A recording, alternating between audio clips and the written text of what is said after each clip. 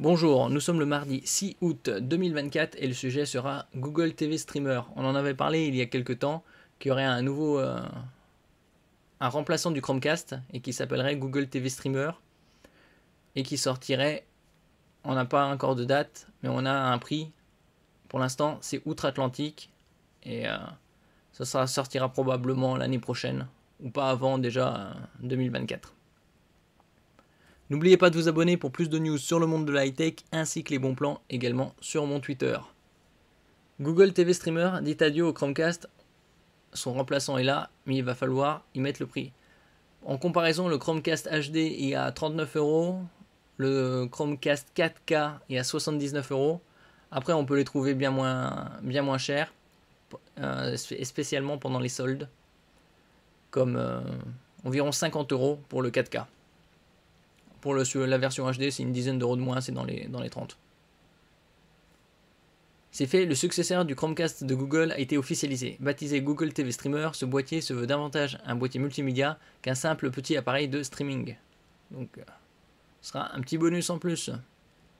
Le Google TV Streamer, qui vient tout juste d'être présenté, n'est pas sans rappeler le Chromecast de Google, et pour cause, le Google TV Streamer se veut en quelque sorte son successeur. Le fameux petit appareil conçu par Google il y a une dizaine d'années, il est sorti en 2013 le premier, et qui permet de diffuser du contenu audio et vidéo sur sa TV depuis un smartphone, un ordinateur ou même en stand-alone, s'est donc trouvé une relève. Mais en réalité, il ne se cantonne pas à du streaming audio et vidéo et offre davantage de possibilités. Donc on va voir lesquelles. Reposant sous le système d'exploitation Google TV, d'où le nom de l'appareil, le Google TV Streamer est avant tout un petit appareil de diffuseur tout type de contenu multimédia sur votre TV ou n'importe quel écran. L'avantage c'est parce qu'on peut l'insérer sur la port HDMI. Rappelons au passage que Google TV est l'OS qui a succédé à Android TV et que l'on retrouve désormais partout: téléviseur, box TV, DFI, box multimédia. Mais, et c'est une nouveauté, l'appareil propose davantage de fonctionnalités. Alors nous allons voir lesquelles. Il est possible d'en faire un véritable petit serveur multimédia, à l'instar de la boîte TV fournie par votre opérateur ou une box multimédia comme la Shield TV. Alors, la Shield TV est aux alentours de 180-200€. Après ça dépend, il y a les soldes aussi. J'avais fait une vidéo là-dessus. On l'avait trouvé à 170 au lieu de 220€ le prix de lancement. L'appareil profite de 32 Go de stockage interne, c'est une bonne quantité. D'un autre côté, c'est un peu le minimum. En dessous de 16, c'est vraiment trop peu. C'est un peu comme les Fire TV Stick 4K de Amazon, où il y a aussi Fire TV Cube. Tandis qu'à l'arrière, le Google TV Streamer dispose de ports USB-C, c'est le format houblon, il n'y a pas de sens d'insertion, HDMI et Ethernet. Sûrement du 1 gigabit, pas plus. En clair, il est possible de s'en servir pour diffuser du contenu stocké sur un périphérique USB, sur un appareil situé à l'arrière dans la maison ou bien évidemment enregistré sur le cloud, c'est-à-dire sur les serveurs.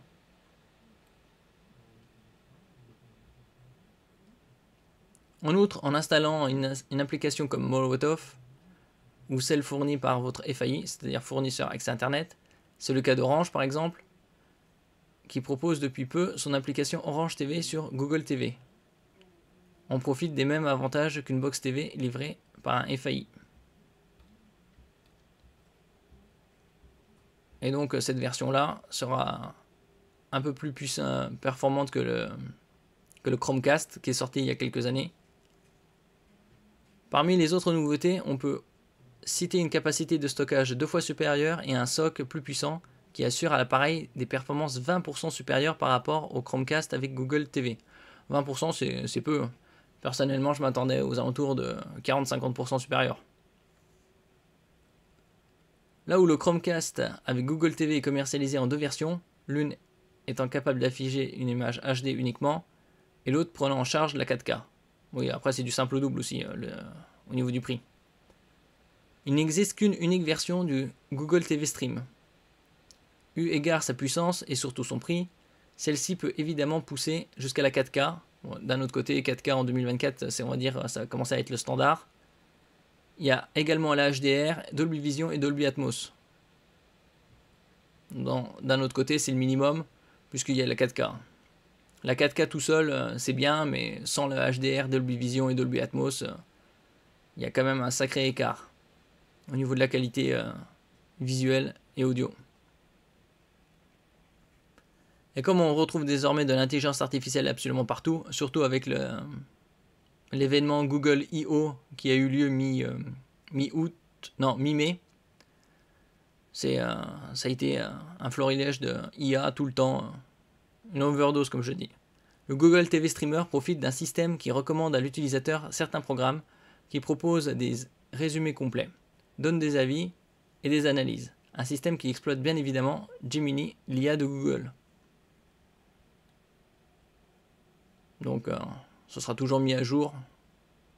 C'est tout un écosystème, un OS Google. Mais les fonctions de Google TV Streamer vont plus loin que celles d'un Chromecast. Selon Google, il s'agit d'un centre pour maisons connectées. Compatible avec la technologie Matter, l'appareil dispose d'un routeur de bordure Thread.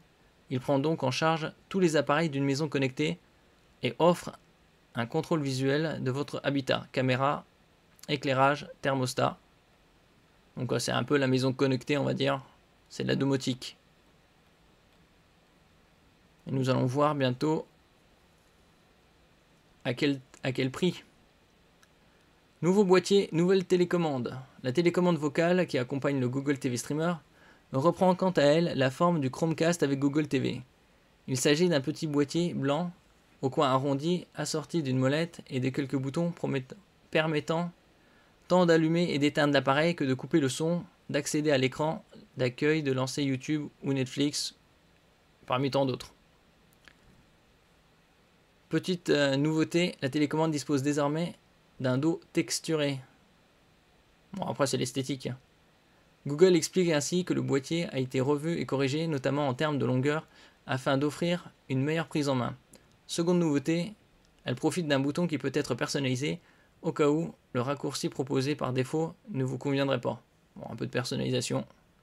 Ici on voit la télécommande, assez basique. Au cas où vous perdriez votre télécommande, le Google TV Streamer profite d'un bouton situé à l'arrière et qui permet de la faire sonner. Voilà, ça rappelle la technologie qu'il y a eu déjà sur les TV plasma de Pioneer, il y a déjà une vingtaine d'années, où il y avait également un bouton sur la télé et on pouvait faire sonner la télécommande pour la retrouver. Et ça date déjà de 20 ans. Un prix encore jamais vu pour un Chromecast signé Google. Alors quel est le prix? Si les derniers Chromecast avec Google sont à 40 € pour HD, 70 €. Ah, j'avais dit 79. Voilà, c'était 70. 4K. Et Google TV Streamer bat tous les records. L'appareil est en effet commercialisé 119 €. Ah oui, ça franchit le cap de 100 €. Pourquoi un tel écart de prix entre les différents appareils? Niveau coloris, l'appareil existe en deux versions, porcelaine d'un côté et gris noisette de l'autre. En revanche, ce dernier est disponible que sur le store US de Google. Impossible donc de l'acquérir dans l'Hexagone. Bon, ça c'est pour la version gris noisette.